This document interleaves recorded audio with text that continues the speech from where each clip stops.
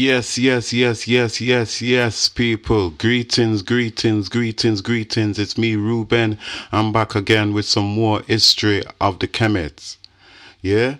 Following on from the last time when we was talking about the New Kingdom, yeah, going from the 18th dynasty through to the 20th dynasty, when we was talking about how the 18th dynasty was started by Amos the First, who followed on from his father and his brother and completed their work that they had started in driving out the Hyksos out of the north and reuniting the two territories, Lower and Upper Kemet. Yeah, and we went on to talk about how the during that dynasty, it would be reduced to heresy under Akhenaten, who had taken on a monolithic system where they were worshipping the sun god Aten. Yes, and how this wouldn't last very long. It would only last up until his son, who was called Tutankhaten. And he would be forced to return back to the old spiritual ways, and accept Amun. So he would have to change his name back to Tutankhamun. Yeah, and after this dynasty came the 19th dynasty, which was the start of the Ramesside period.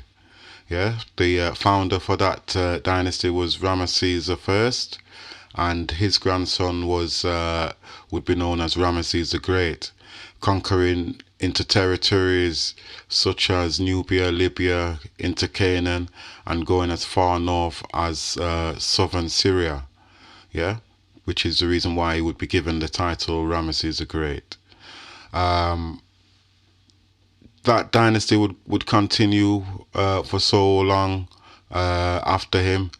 And it would be taken down by a usurper, a minor member of the Ramesside family, who would take over. His name was Setnapt, and he would take over the throne and begin the 21st dynasty.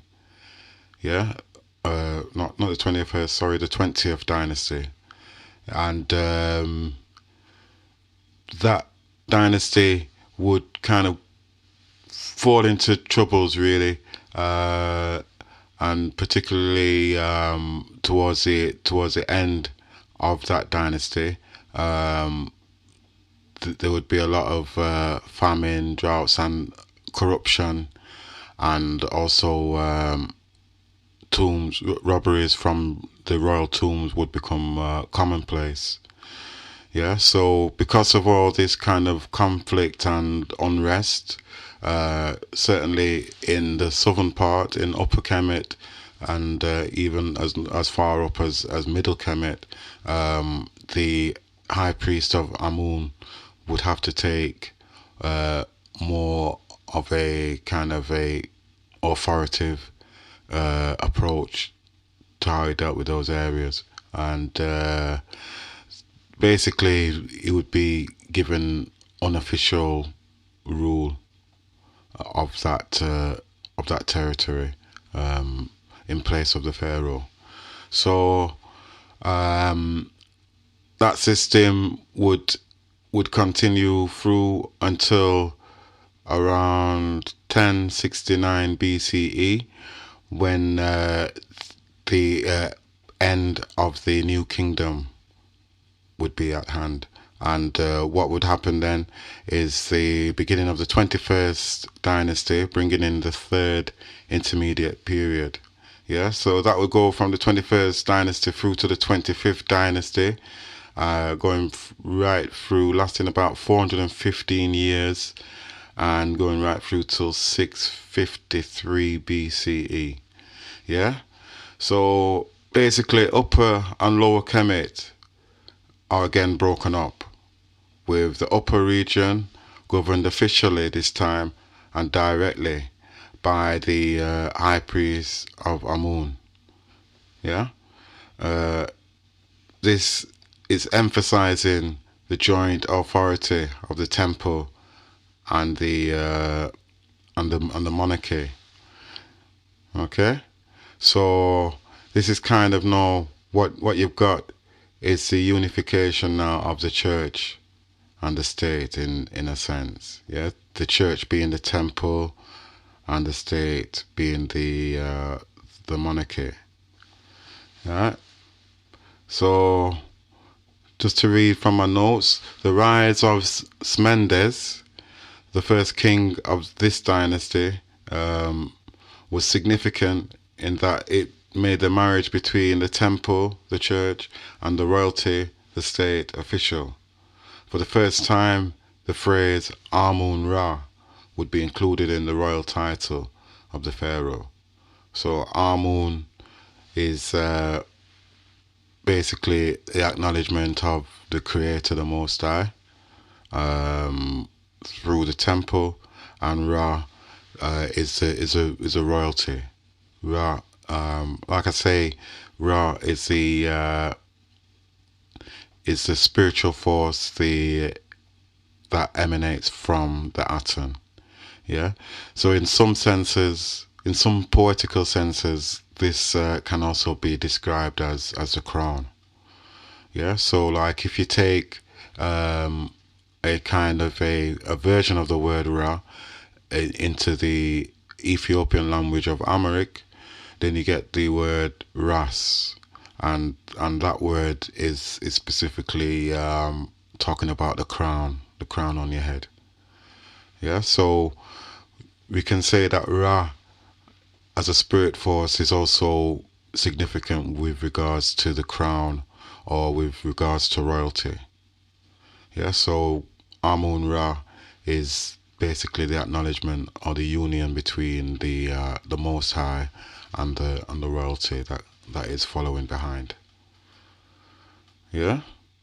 So the last two kings of this dynasty, who were Sai Amun and Sus Senes, Sus Senes, yeah. Okay, I'll say that again. Sus Senes, and he was the second. Sus Senes the second. So the last two kings of this dynasty would be the first to be referred to in person as the pharaoh. So before, the pharaoh had been a grouping. It was a royal monarchy. So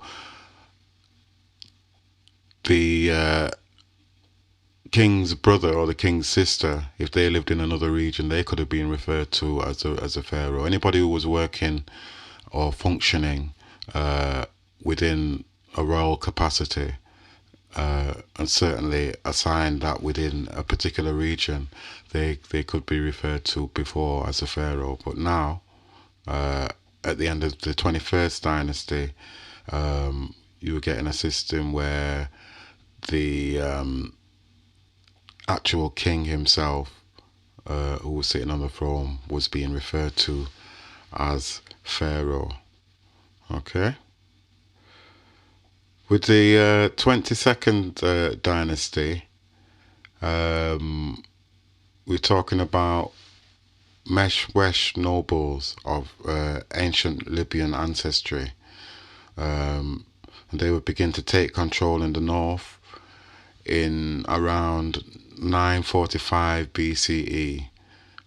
This marks, like I say, the beginning of the 22nd dynasty. Okay.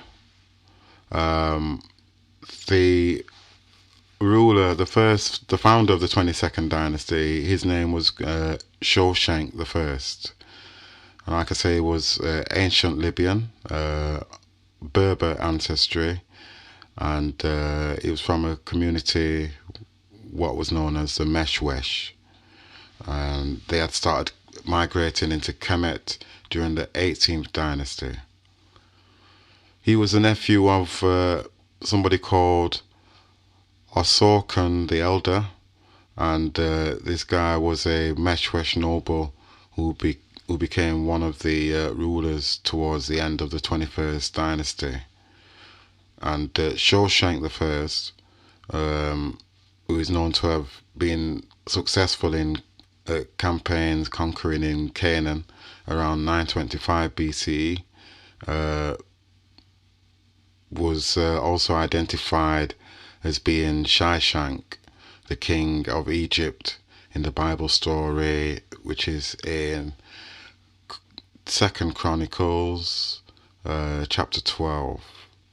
Alright, in that story, he invades Jerusalem and loots its temples and royal palaces. Yeah. So, going into the 23rd dynasty, that was basically in the south, in Upper Kemet, where the high priest, who was, because the Meshwesh had by that time already taken over the southern Kemet and had been installing their own high priests. And by this time, the start of the 23rd dynasty, the high priest at that time claimed Upper Kemet for himself as an independent state. Yeah. So to check from my notes, the tradition of rule in the south coming from the high priest of Amun had continued during the 22nd dynasty, but in 880 BCE, the high priest Har-Sias-A would claim independent rulership of Upper Kemet during the time of Tekelot I in the north, marking the beginning of the 23rd dynasty. Alright. If we go through to the fast forward through to the 24th dynasty in 732 BCE, the great chief of the Meshwesh people in the western Nile Delta, whose name was Tefnakt, founded independent rule in this region from the last 22nd dynasty ruler Shawshank V, who's maintained influence only in the east of obviously Lower Kemet. Yeah, so that is like more towards the border regions with Canaan. And around the same time, in 732 BCE, the Kushite king, whose name was Kashta, began moving north into Upper Kemet, gradually taking over with little resistance in the south, and then further up north, unifying once again Upper and Lower Kemet. Okay, so that would be, like I say, the 25th dynasty, and the Nubians would gradually progress, like I say, up into Lower Kemet, and then they would have further but unsuccessful attempts to gain a foothold in the Near East, which were controlled by the territories controlled by Assyrians. Yeah. So that was the 25th dynasty, and that was pretty much the end of the third intermediate period, with the coming in of the next dynasty, which was the 24th dynasty. Have I got that right? 24th to 25th, the 26th dynasty, sorry. Okay, and that would start in the year 672 BCE. Okay, so we'll be talking about that in the next installment. But up until then, I'd like to say blessings to you all, and see you next time.